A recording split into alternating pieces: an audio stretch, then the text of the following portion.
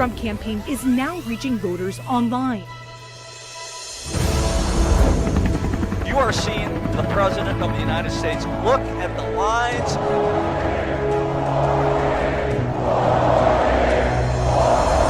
You joined our movement. A lot of President Trump supporters here. Greatest movement in the history of our country. I'm fighting for you, and I love doing it with everything that I have. And I will never, ever stop. We are one people, one family, and one glorious nation under God. We will make America great again. Welcome to Team Trump Online.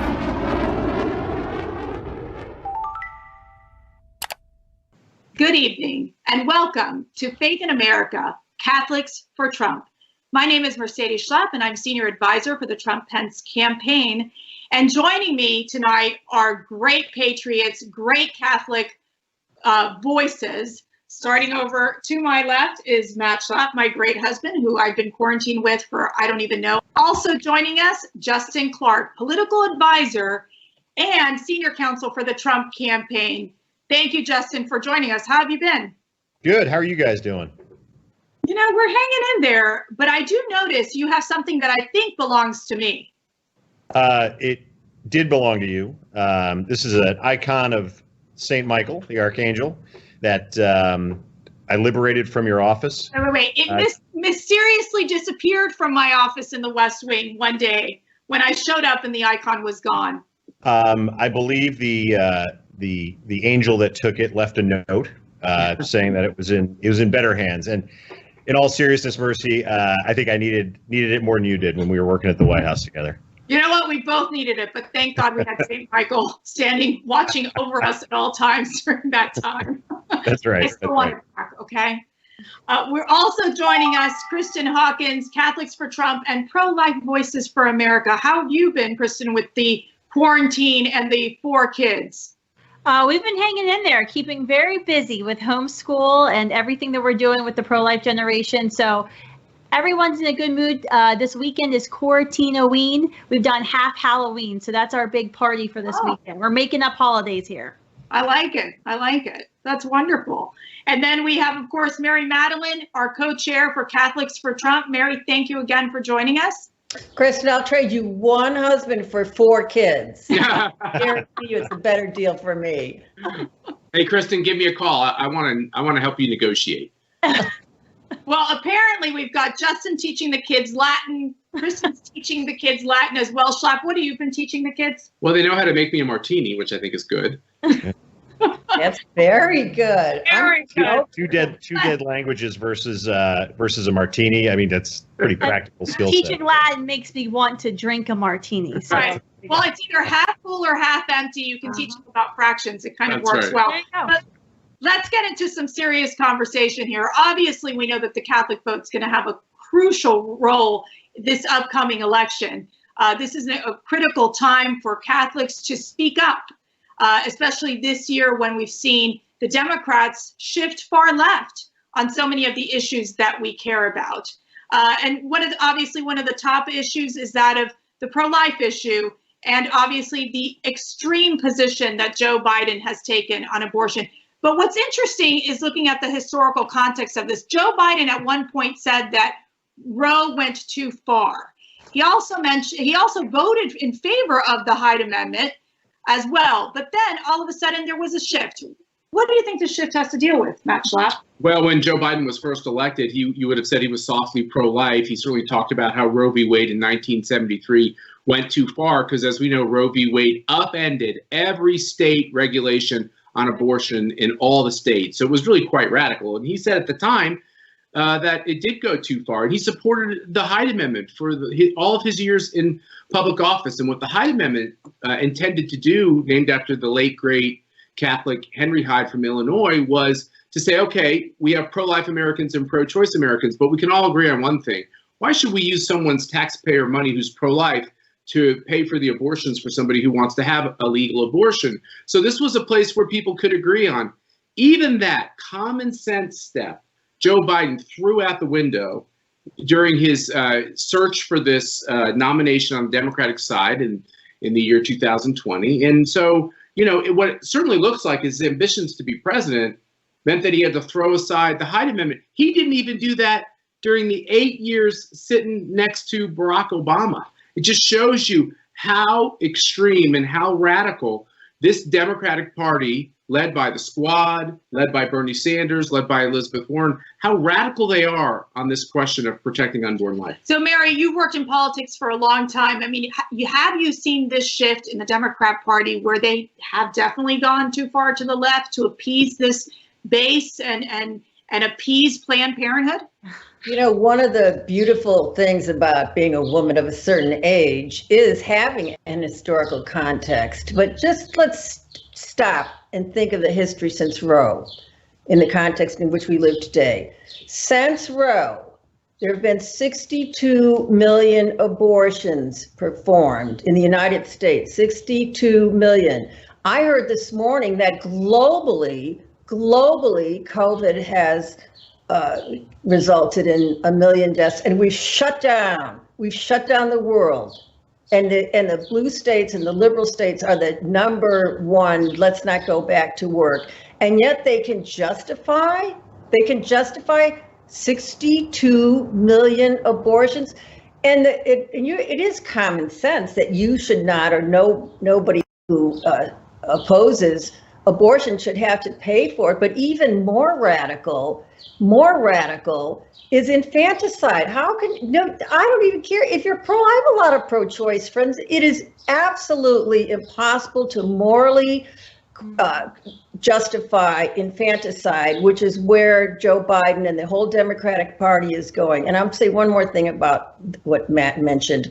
I'm old enough to remember when the late, great Governor Casey of Pennsylvania was on in his dying days, actually, came on my TV show to fight against the morning after pill. That was at the same time they kicked him out of the party. They would not let him attend the convention.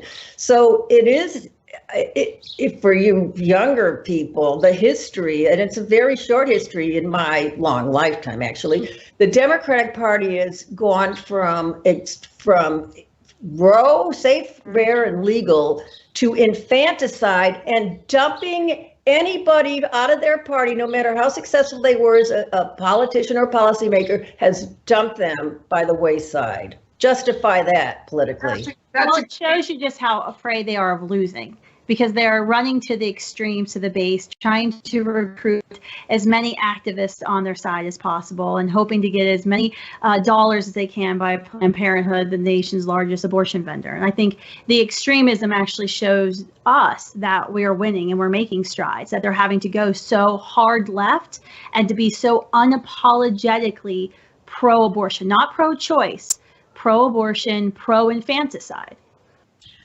Justin, we've seen the president really be a staunch defender of the unborn and really be a very strong voice on our pro-life issues, even speaking at the March for Life. You worked for the president in the White House. You've been there. You've seen him in action. Share with our viewers your sense of why the president is so committed to our pro-life issues. Well, Mercy, it's a really great question. And, even going back to 2016, I remember people were shocked at how vociferously the president embraced the pro-life message in debates. If people forget, that was a news story that he was talking about being pro-life openly in the debates in 2016.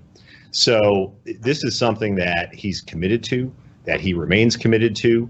It's not only a campaign promise, it's something he feels and believes in, and his record reflects that. This is not somebody who's afraid of the abortion issue. I think, we're talking about history and electoral history with respect to Democrats and Republicans. There have been a lot of Republicans over the years that have been afraid to openly talk about being pro-life, and this president is not. So he's committed to the cause. He's committed to talking about it, talking openly about it, and making sure that we are a pro-life country and we embrace those values. And I can tell you, and Mercy, you know this, he believes it. He believes it to his core, and everything he does is going to always defer to life, always err on the side of life. And that's really refreshing to see, and a sea change in Republican politics. That you contrast with the fact that the left they've gone so far left, so extreme, yes, where late-term abortion has become the new norm of the Democrat Party. But I want to go ahead and play a clip. This week, obviously, Hillary Clinton decided that she was going to endorse Joe Biden. Surprise, surprise. I'm with her. I'm with him. I mean, they kind of went back and forth there. So let's play a clip now of Joe Biden in this segment, and I want to get your reaction to this. And finally, we need to ensure that women have access to all health services during this crisis. Abortion is an essential healthcare service. It's being used as a political wedge right now, and it shouldn't be. The American College of Obstetricians and Gynecologists and the American Medical Association agree that it shouldn't be categorized as a procedure that can be delayed. It can't. Schlapp, let me start with you. So you're saying abortion is an essential healthcare service? Yeah, I think the one thing that we all know and science teaches us is abortion is in no ways healthcare. Abortion is in each and every case a human tragedy. And what is amazing to me is juxtaposing what the president is trying to do with a balance on trying to have distancing and making sure that Americans stay safe. And so a lot of things have closed down. But you know, these voices like Joe Biden and Hillary Clinton, they demand that Planned Parenthood and the abortion mills have to stay open because they're essential. Because like what Mary Matalin just said, any abortion that doesn't occur because of this national emergency, they view as a slight against women. And what will happen because of COVID, because of Chinese corona, as I call it, because of this shutdown, you actually might have the chance for women to reconsider this most serious of decisions in their life. What would be the tragedy if additional women decided, you know what, I think I'm going to go to term with this pregnancy? Why is that a tragedy for them? And to me, it's the saddest thing to hear. Kristen, I think one point to you is, or one question to you is, we're seeing, and I was talking to a friend of mine who is a pastor, and he said, you know, we're seeing in these live pregnancy centers, first of all, they're having trouble raising money. Secondly, they're actually hearing that there's more abortions being performed right now because of COVID-19. You know, there's uncertainty. People are concerned of what's going on right now. You know, how do we deal with this? How do we respond to this right now, knowing that in the Democrats' mind, abortion is essential to health care, and we're saying, well, how can we keep talking about this message of life? Well, I mean, there's several things that are going on. I think we've got to be calling our governors and telling them, you know, if they're shutting down other businesses and claiming other businesses are not essential, then certainly an abortion facility should qualify as a non-essential business. It's absolutely ridiculous. Here in my state of Pennsylvania, Planned Parenthood stopped committing all services except for one thing, and that was abortions. And then they had the audacity to send out fundraising emails asking folks to donate that precious PPE, the personal protective equipment that hospitals were trying to find for their own staff who are protecting themselves against coronavirus. They were asking Pennsylvanians to donate this PPE so they can continue to commit abortions. So I think we need to kind of keep talking about what the abortion industry is doing and how they're using the coronavirus, to be honest with you, to kind of do what they've always wanted to do and push things through that maybe wouldn't have been possible before. For example, they've been trying for years to push this concept of webcam abortions. You know, that abortions between a woman and her doctor line, they don't want to do that anymore because it's too expensive in a lot of states to have an abortionist fly in and commit abortions one day a week. They want to be able to commit abortions via webcam and mail her RU486, a chemical abortion pill, which actually is very dangerous. I mean, it actually increases your risk for going to the emergency room and for death as a woman. And so they're trying to use COVID as a reason to push the FDA to reduce the federal regulations on this very dangerous drug that not only always ends the life and the beating heart of a human being, but also can end her life. They're using COVID for that. So we need to continue to talk about that, using our social media channels, talking to folks in our parish, talking to our families, and really using it to expose the radical extreme agenda of the abortion industry. Let's talk about that. In terms of the late-term abortions, obviously, Justin, you live in Virginia, as do we. In terms of our Governor Northrop, who is closing down our state till June 10th, he was the one that said execute the baby, right? So, I mean, it really is. On Good Friday, he signed the law. Right. Oh, and then they end up loosening up the abortion restrictions. You know, I think it's very telling that the Democrat Party has shifted so dramatically. You know, what are your thoughts on the fact that the Democrats just have felt that they can go from safe and rare to all of a sudden on demand, late-term abortion, doesn't matter if the baby's 39 weeks or 40 weeks. I mean, it just goes so against what we stand for as Catholics. It really does, Mercy. It really does. And unfortunately, just looking at their current, what they're talking about, it kind of brings the lie to the whole myth of Roe versus Wade, that this was a safe, rare, and legal opinion. It wasn't. It's something that really protected, people getting the right to having an abortion, and being able to claim a right to an abortion all the way up till birth. I mean, unfortunately, what I think we're seeing right now is we're seeing the Democrats telling the truth about what they've thought all along in terms of the abortion industry, and it's refreshing in a sense, because at least they're telling the truth about it, but it just exposes how horrific their policy position is, and how horrific Roe is and has been for the last, my whole life, my entire lifetime. Mary, in studying politics, how can Joe Biden really make his pitch to the Catholic voter? Well, he can't. Any fundamental way. I want to go back to something that Matt said about what would be the tragedy of fewer abortions performed during this COVID operation. There's one abortion clinic left in Planned Parenthood clinic left in Louisiana, and we go there and pray every Saturday. And the women that have, and it's just praying, there's no pressure. The women who have stopped and changed their mind to a woman has come back to us and thanked us and are so grateful and feel so blessed. And I wonder how many of these Democrats go back and talk to women after they've had an abortion and see how grateful and blessed they feel about having taken their own child's life. The second thing I want to pick up on is what Justin said about President Trump's ferocity and bravery in talking about the life issue and abortion. You and I, I'm older than all y'all, but there was for a very long time, and many people, presidents that we've loved and politicians that we've worked for, were terribly afraid of speaking about this issue. And they'd always send us out, Mercy. They'd send out let the girls talk about abortion. And I'd always say, why? Well, that's the man's issue too. It's everybody's issue. It's a moral issue. So I love this president, whether or not whatever his faith is, he walks the walk, he talks the talk.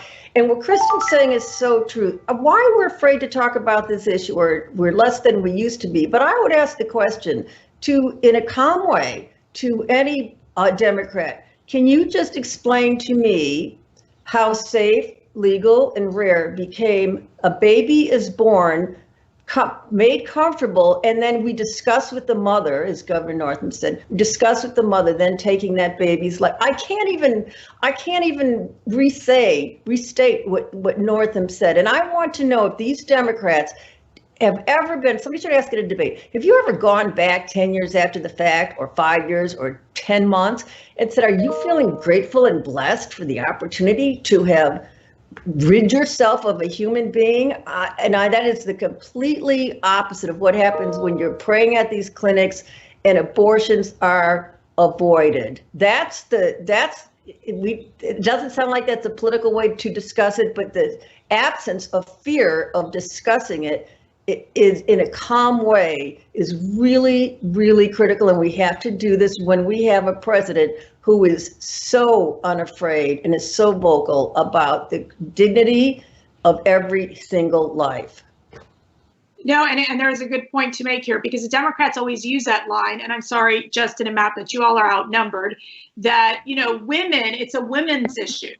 And I'm saying there are so many women out there, Catholic women, Christian women, that are pro-life, and so many young people who are pro-life and speak out and say, wait a second, Democrat, crazy party, you don't speak for me. And I know, Christian, you go out on college campuses all the time. I mean, you get to meet these individuals. What do you get when you're speaking to the pro-life women out there? Yeah, I mean, it's interesting on college campuses, and I have a lot of these lectures and debates on campuses, and I get my fair share of protests. But it's really interesting when the crowd comes and they hear the speech and I talk about abortion, and even those who don't want to call themselves pro-life. They struggle with the term pro-life, but they don't want to call themselves pro-abortion. You want to know what makes them more mad than anything else? When I call them pro-abortion, they have to defend their abortion beliefs. No one is comfortable with abortion on college campuses. They all recognize that abortion is a tragedy, that there's something wrong with it, that it's sad. And so that's really what our job really needs to be, is ask those questions. What Mary was saying, of in a calm, rational way, kind of probing. Why, Vice President Biden, is it a tragedy to make a woman wait to have an abortion? Tell me why. What happens in the 1 to 2 months that she might have to wait between maybe a COVID quarantine when the abortion facilities shut down her state to when it'll be reopened? What makes the difference? And the reason is they don't want to answer that question, right? It's because, oh no, the baby might be 5 months old, and that baby might be able to survive outside of the womb. And I've seen my grandchild via ultrasound that way. So I think it's about kind of having these conversations, and that's really when we change a lot of minds. We also see a lot of women who'll come in and they'll be wearing their Planned Parenthood shirts, they'll be protesting me, holding their signs, and I'll start talking about what it is that the pro-life movement and that Catholics and people of faith across America do every single day, about our 3,000 pregnancy help centers, about our adoption homes, our maternity homes, and how we're the ones at Students for Life. We have an effort called Pregnant on Campus that's providing scholarships and support and challenging schools when they're violating Title IX laws, when young women are told you can't come back to class with that baby, or you're going to lose your scholarship if you become a mother. We're the ones that are standing up for her right to choose to be a mother and continue her education and continue and go forward to her career. And that changes all of their minds when they realize we're the ones fighting for their real rights. Well, stay with us. We're going to take a quick break. Tonight, it's Faith in America, Catholics for Trump. We'll be right back. In 2016, we built an unbeatable operation that changed history. Now, we unveil our next breakthrough. The exclusive Trump 2020 app.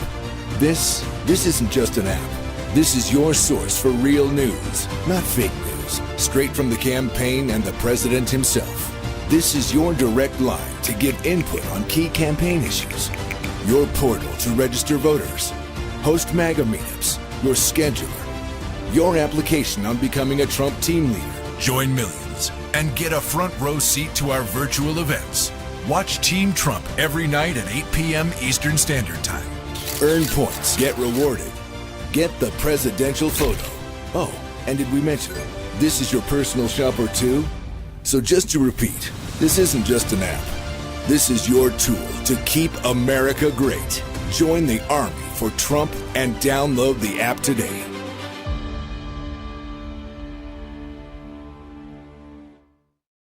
This is Matt Schlapp, and welcome back to Catholics for Trump. Some interesting things are happening in the shutdown due to Chinese corona. Justin Clark, Mercy mentioned that you worked at the White House, and now you're a really critical advisor at the campaign. By the way, I pray for you a lot because I really want you to be successful. Okay, I hope Justin? you pray for me too. Yeah, everyone. But in the midst of some kind of crazy decisions from mayors and governors about what does get shut down and what is allowed to stay open. We've covered Planned Parenthood, but even in states like Mississippi and other southern states, there's been these kind of arbitrary decisions about shutting down any kind of observance of a religious practice, right? While they're allowing similar things to stay open that are non-religious in nature. And our great Attorney General, Bill Barr, came forward and said, now look, basically what's good for the goose is good for the gander. If you're going to treat a retail or a restaurant establishment in a certain way, you can't be more harsh on the religious institution or the religious service. You're a lawyer, one of the good ones. What's your reaction to what Attorney General Barr did? Well, I think he was dead right to do what he did. And just by way of background, the president and the administration have done a great job, respecting the boundaries of federalism, right? We live in a federal republic, and we have 50 different sovereigns within our country, right? And I think he's done a terrific job making sure that we respect the rights of the states and respect the rights of all those there. A lot of the decisions people in the states have made, some of them are head scratching. You can go to your local package store and get some vodka or a bottle of wine, and I'm A-okay with that. But you can't go to mass. There's just disparate treatment of different things, and in some instances it's seemingly targeting religion. So Attorney General Barr this week did come out and gave guidance in a letter to his U.S. attorneys throughout the country, basically saying, watch out for this stuff. Just because we're in the time of pandemic, in a time of crisis, or there's a national emergency declared, doesn't mean our constitutional rights are suspended in any way, and to be on the lookout for violations of people's constitutional rights. And I think it was important to send that message to our nation's governors, and more importantly, our citizens, that, hey, we're all sacrificing here, and we're all, really giving up a lot, and some in horrible ways, losing jobs, losing careers. As a West Wing insider, Mercy, you were a West Wing insider as well. What I find fascinating was with people like Bill Barr, the Attorney General, who's a man of faith, of Catholic faith, Pat Cipollone, who's the president's White House counsel, another outstanding lawyer, individual, a man of strong faith, Catholic faith.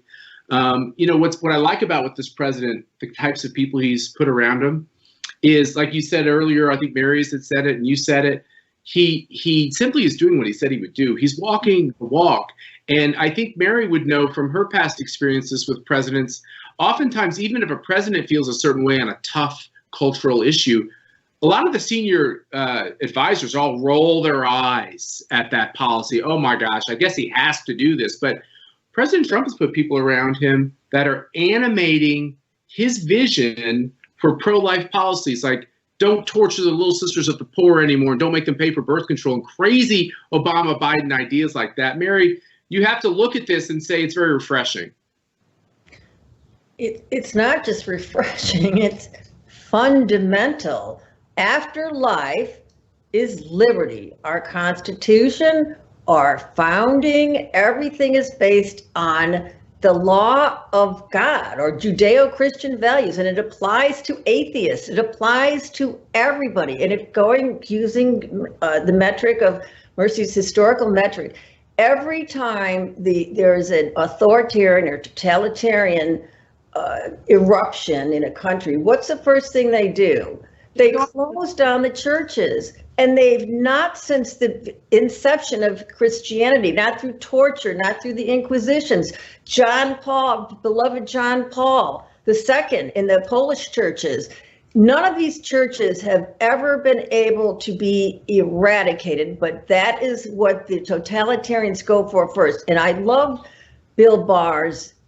He's not making it a religious issue. He's making it an issue for atheists. He's making it an issue for everybody. Life and liberty and the pursuit of happiness, which for many people of faith, this has been a very unhappy time to not be able to hold mass. Of course, in Louisiana, we had drive-by daiquiris, so we have drive-by masses too. My priest is running around in a truck with a megaphone doing mass. So you cannot stop the church. You cannot stop people of faith. And thank Bill Barr, not only for that and understanding our founding and the critical nature of the values in our founding and our Constitution.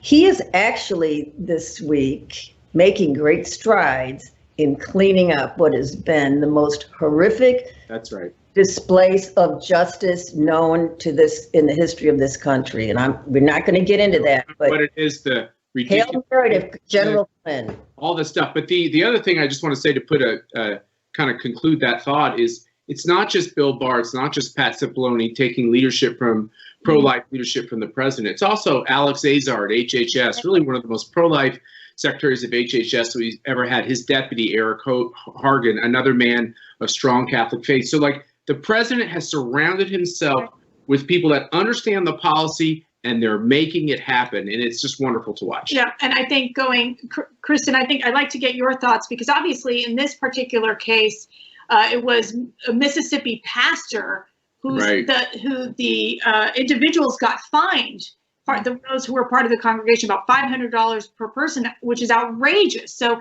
it was really, I think, courageous of Bill Barr to speak up. And, you know, we've seen some of these pastors get arrested as well. So, I mean, how far are these governments, these state and local governments going? Are they going too far? I absolutely think they're going too far when you start finding folks for going to church on Easter or for pastors for holding services. I do believe that we should be protecting the most vulnerable Americans. I have 2 children with cystic fibrosis, so we've been quarantining before it was cool to quarantine. And this is kind of how we live our life normally. And so I certainly understand how we need to protect the most vulnerable amongst us. And to be honest with you, it's been very interesting to see the cognitive dissonance in a lot of these Democrat governors. You know, Gavin Newsom saying, that's it, I'm shutting down all the beaches, everything, because you are too many of you going to the beaches. And then he turns around and signs a horrific law that's going to mandate abortions on every college campuses, and saying one breath that you support the most vulnerable, but then on the other hand, support abortion. Exactly what we saw in New York State, where Governor Cuomo lit up One World Trade Center pink last year after he signed into the Reproductive Health Act, which allows abortions up until the moment of birth, which literally took away the criminal penalties for killing a pregnant woman. You can now only be charged in the state of New York with 1 murder, not 2, had you previously. And he lit up One World Trade Center to celebrate that. And then he's on TV every day lecturing New Yorkers about how they're not protecting those vulnerable. So I think there's always a balance. But I think what Bill Barr did, it's amazing to see what President Trump, how he's done what he said he was going to do. And the people he's put into place throughout the entire administration, personnel is policy, and President Trump nailed it when he appointed his cabinet. Your Cuomo comments, I mean, it's huge hypocrisy, and it's also Joe Biden's party. I mean, it's very much the direction that he's going. We're going to need to take a quick break. Stick with us. We'll be right back. We turn now to that $350 billion fund to help small businesses and its workers get through the shutdown. It will be up to Congress to restock it. But Democrats blocking that move this morning. They asked for $250 billion in 48 hours. I said, well, I don't think so. They objected, and I congratulate the Senate Democrats. Speaker Pelosi, what are you going to share with us from your home? Chocolate candy. Thousands have been forced to wait for hours at food banks all across the country. This is my chocolate, and then we have some other chocolate here. We just got it restocked with the ice cream. You don't want to eat up everything all at one time. I can't do it much longer. I'm trying so hard. We were, shall we say, enjoying. Having to admit that, we're starving, and I like it better than anything else. Taping this segment, there are 22 million people out of work. This specific program is about stopping job losses today. This is hurting people bad. Other people in our family look for some other flavors, but right now it's survival move. You don't know where that next something else is going to come from. I don't know what I would have done if ice cream were not invented. I just wonder.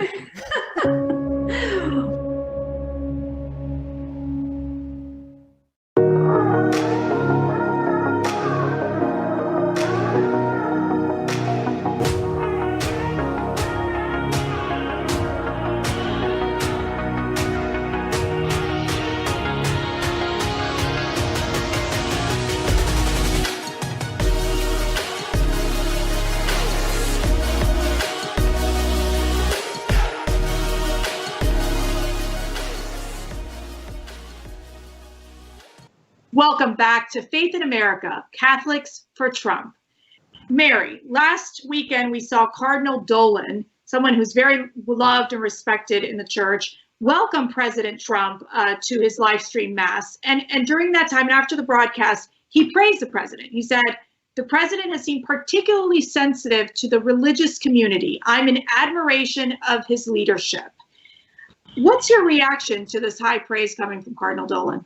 I love Cardinal Dolan. He was the rector at the North American College where my priest did his seminary work, and he was also my seatmate at the Al Smith dinner when my husband and I spoke there. He is funny. He is a funny man. He's a wonderful man. And talk about courageous. It's like you have cooties if you say anything nice about Trump. And he lives in New York. It is magnificent and truthful and completely Dolan-esque for him to have commended this president. And can I make a side point on leadership? We were in the White House on 9/11. The execution of this administration in dealing with this global threat, because even 9/11 wasn't a global threat, has been astounding. And it was not just courageous, it was critical for Cardinal Dolan to recognize that. I love that man. I love and adore that man. And don't miss him on the Catholic channel. He's on once a week. He's hilarious too. You know, I do think it's incredibly helpful during this time as we've all turned even more so to prayer and to our faith. And really, in our parish, for example, we've had one of our priests actually with COVID. Yeah. So it's something that has impacted our community so personally, but they're so brave in terms of them trying to shepherd us during this very difficult time and provide the spiritual support we need. Christian, let's go to you. I know that you've had to adapt to this new virtual environment in spreading your message of what you do in your work.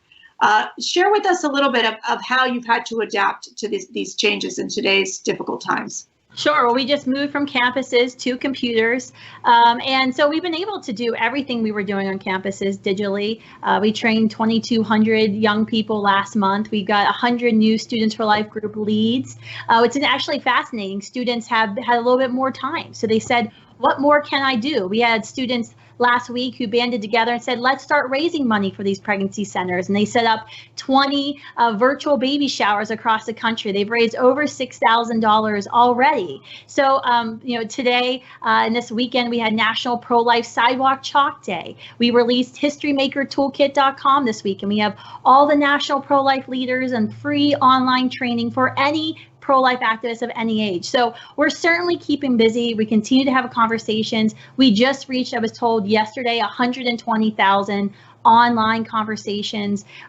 We've got a 31% conversion rate. So we're actually targeting those pro-choice young people and having digital conversations with them, changing their minds on this issue. So it's difficult, but these challenges allow us some new opportunities, and we're going to take advantage of that.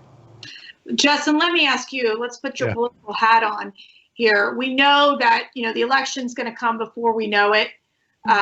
Your team's working 24/7, obviously, on so many of these different issues. But now we've got the Catholic vote. I know that people are always like, oh, you got to separate, church and state. The Catholics get very why would we want to get involved in politics? But we got to get involved in politics. What do you see is going to happen with the Catholic vote, especially in some of these targeted states like Wisconsin, and Pennsylvania? Well, sure. I mean, everyone always talks about the Catholic vote as being, a monolith, and it's not. It's rather diverse. We've got about, if you take the Pew Research numbers, about 20% of the population of the country, or 60 million people, are Catholic. It's the largest single denomination of any Christian sect in the country, so it's a big, broad, diverse group. Now, that 20%, if you look at states like, and I'm just going to use my cheat sheet here because I can't remember numbers anymore. Iowa, 25% of the population's Catholic. Pennsylvania, 28%. Michigan, 21%. Wisconsin, 25%. The numbers are disproportionately higher in the Midwest, in those states I just mentioned, than the national average. And you've got a higher percentage of more conservative voters who also are Catholic in those areas. So we have an opportunity to really reach out to folks with the president's message in those places, getting them to register to vote, getting them to go to the polls, come to events, go to rallies. And that's why Catholics for Trump is really important, because we want to be a tool to be able to get people in the door and engage with President Trump where they may not have before. They may not have heard his message. It's always shocking to me, being a political hand, that there are so many people who are engaged in politics and have opinions that aren't registered to vote. And the Catholic community in those areas is no different. So it's going to be critical. It's going to be critical to register your friends and neighbors and families, to talk to people at the fish fry, to talk to people at Donut Sunday after Mass, and get them to register to vote and vote for President Trump. I love Donut Sunday. It's usually one of my favorite events. It's my favorite. It's my favorite. Can I add something to that? It's very. It's in Justin's lane. President Trump has done such a magnificent job in minority communities, and I know New Orleans is on, but 30% of African Americans are Catholic there, and women, African American women, 81% of them are religiosity. That's they're high on religiosity, to go into this polling stuff. We have an opportunity to bring these two messages together: what the president has done in those communities, and how much of that is founded on the values that are in the Constitution that are being defended by this president. That's a great point. And I think also, obviously, the great work he's done on criminal justice reform, which has its roots in our Christian faith of believing in second chances and redemption, because if it wasn't for redemption, we'd all be in a sorry spot. Do you want me to lead us in prayer? Please do. And Okay. what do we know from May 1st? Well, we've had a great conversation, and we know that on May 1st was a special day in a lot of ways. First of all, it's my little baby sister's birthday, my sister Chrissy, but even more importantly, both the church in Canada and the United States rededicated itself to the protection of our Blessed Mother. And we often think about Mercy and I, Our Lady of Guadalupe, which is the feast day that I proposed to you on, and she's the protectress of of the Americas. And I always feel like it's a very special thing to ask Mary to help America, to pray for America, and to pray for our president. So let's do that now. In the name of the Father, and the Son, and the Holy Spirit, amen. Mary, we ask you to intercede with your Son, our Savior, to keep America in your bosom, to keep all of the important issues that America is leading on, to give us strength and to know what our purpose is to be, to further God's kingdom. And these things we pray in your name. Hail Mary, full of grace, the Lord is with thee. Blessed art thou among women, and blessed is the fruit of thy womb, Jesus. Holy Mary, Mother of God, pray for us sinners now and at the hour of death. Amen. Amen. Amen. And I want to thank all of our special guests today who joined us to really have this heartfelt conversation, this important conversation on how we can get the Catholic vote out. That's going to be critical. We want you to get involved in our movement. We want you to get involved in the campaign. And let me tell you something, President Trump is standing up for people of faith every single day, him and his administration. It's what he's committed to. And if Joe Biden were to become president, which is not going to happen, he would lead us in a wrong path. And we have to be we need to know that this is the critical election. And we need to stop Joe Biden from getting into the White House. First of all, because I don't think he's going to remember anything, number one. And number two, he definitely will not be a fighter for us, for our church, and for those people of faith who just want to worship freely and also protect the unborn. So stay in touch with us. That's the most important thing. We have Team Trump online every night at 8 p.m. Eastern. We love having you join us. We've had a tremendous success with over 1 million unique viewers a night. And also you can text at 88022. You can text Trump at 88022. We also have a new app that we've unveiled. So you can download that at the, let me make sure I get this correct. It's at the Apple and Android. That shows you that I can't be that technologically savvy. But join us if you want to volunteer, make calls from your couch, go to armyfortrump.com. Thank you so much for joining us. God bless you. God bless President Trump, and God bless America.